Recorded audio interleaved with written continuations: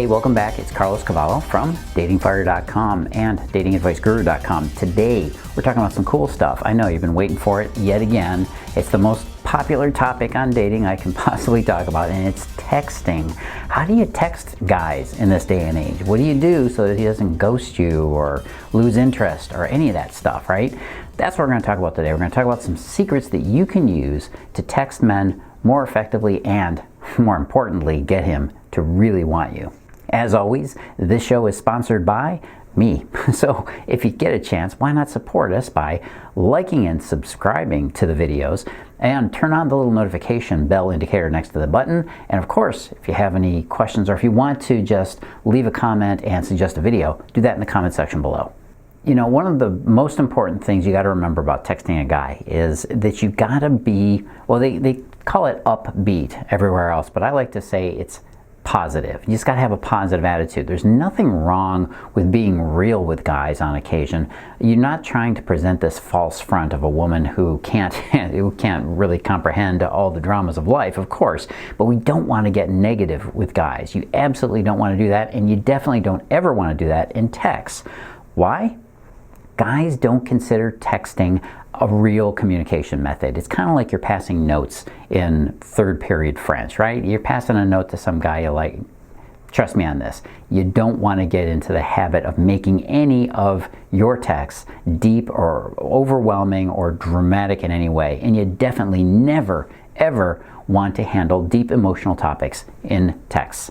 You're going to turn them off, you're going to scare them off, and it's absolutely the number one reason why most guys stop texting you. We don't want to have drama in our texting. It's plain and simple. Don't do it, okay? I hope that's enough for you. But please, keep that one in mind. But one of the other most important things to remember is, again, that positivity element. A man wants to have fun with you in text. Okay, and that's absolutely his priority for texting you. So as long as he feels like the interaction is going positive and it's not on this downer angle, that there's fun to be had, he's going to keep texting you back. He's going to keep it going, especially if you keep it flirty. And just think about it, because who wants to communicate with a Debbie Downer? Nobody does. And you don't want to be communicating with an Eddie Eeyore either, right? Negativity sucks. And that's one thing you want to keep out of the early stages of your relationship. Sure, we all have problems. We all have negative things come up, but that's not the place for it. You two are just getting to know each other. Keep it upbeat.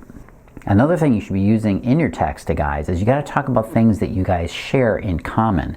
Like, say for instance you met this guy at some party or some social gathering. If you had a conversation with him, you must have something in common between you that you can talk about. Absolutely, I know you do. But now you have to make sure you remember it, of course, right? Yeah, that too.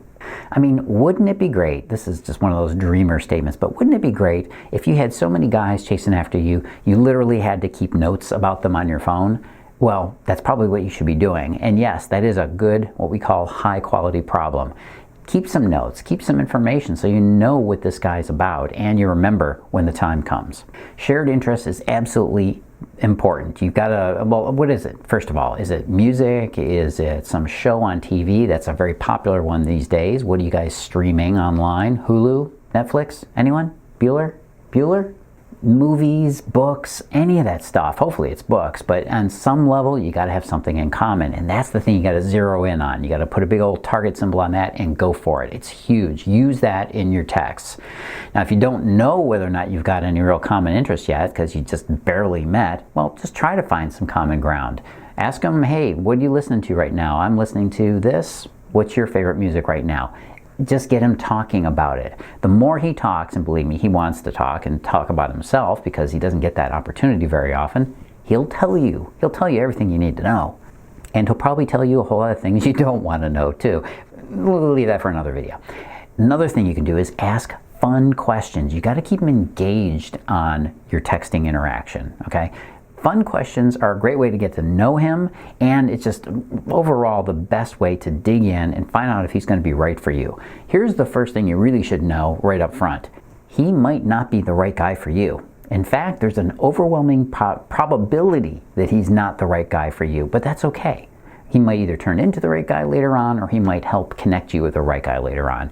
In any case, you might have a short-term romance where he's Mr. Right now. Mr. Right now. Yeah, that's catchy. So knowing that, Don't get too invested. Have fun with it. And playing games, little texting games where you ask a question back and forth, that can be totally fun for him, and actually it can get really flirty if you watch for your opportunities. You see, the beauty of texting is really this.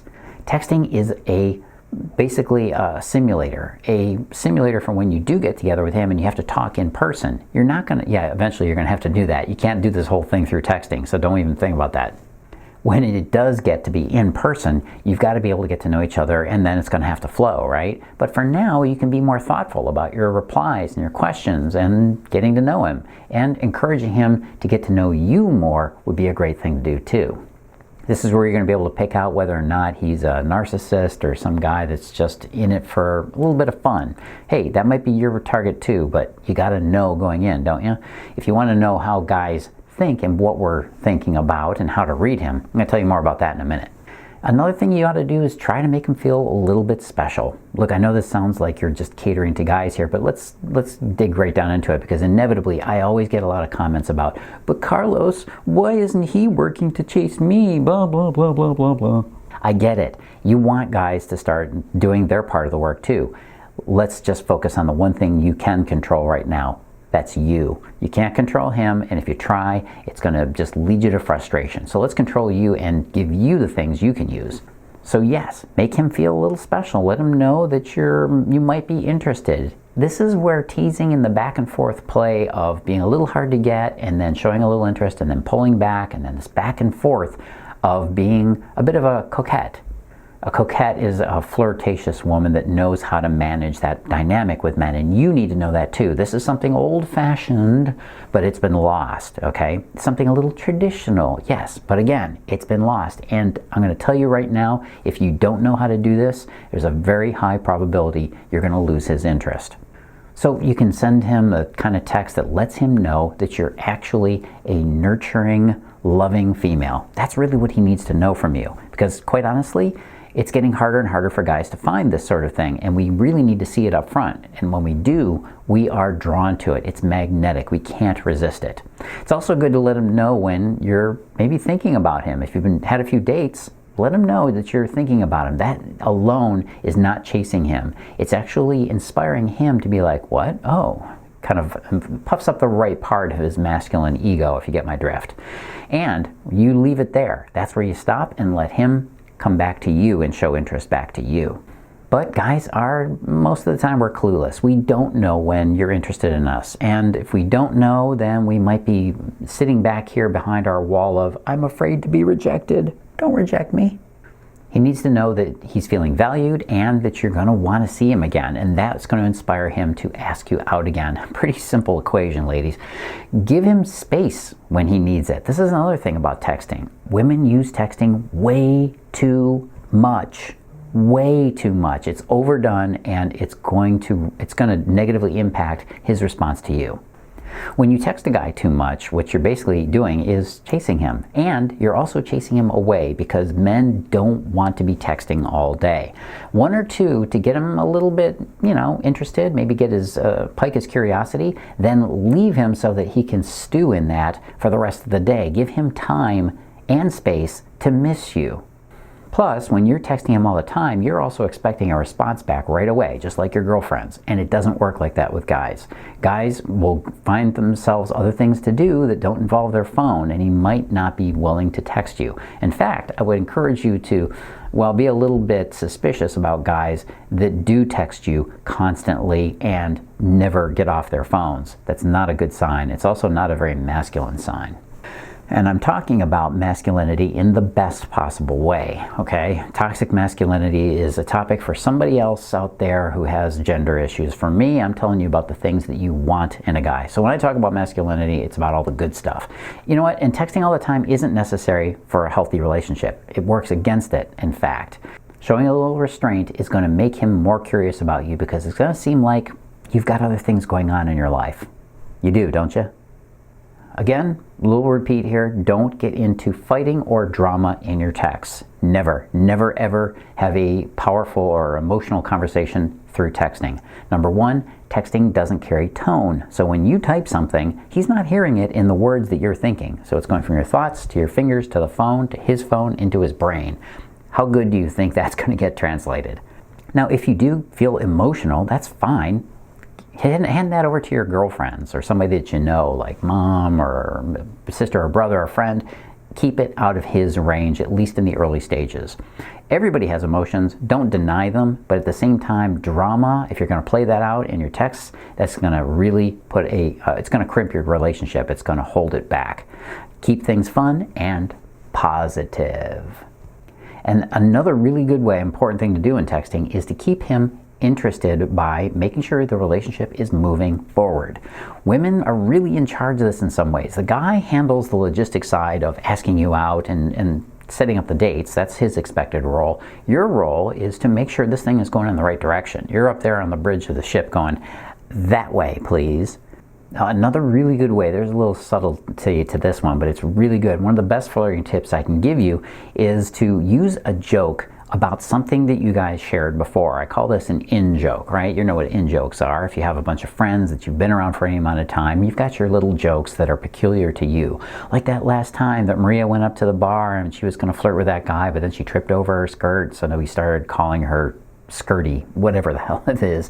The same kind of thing applies to guys. If you have a little in-joke, keep bringing it up, because what that does is it brings up emotions that are positive and they're related only to you. Knowing that you've got a sense of humor and that you're willing to stay and having fun is going to, again, make you much more appealing to him.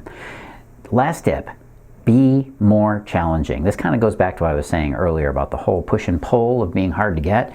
Be more challenging. Men want to be hunters. We're always looking for the challenge in our life, something to overcome. And if he's not looking for that, get rid of this guy. Get rid of him fast. When there is no effort for him, it's not interesting for him. Plain and simple. What would happen if everybody that went to the Super Bowl got a trophy and a ring and they all got celebrated and they were all cheered at home, regardless of whether they won or lost? What do you think would happen? Of course, there'd be no motivation to win.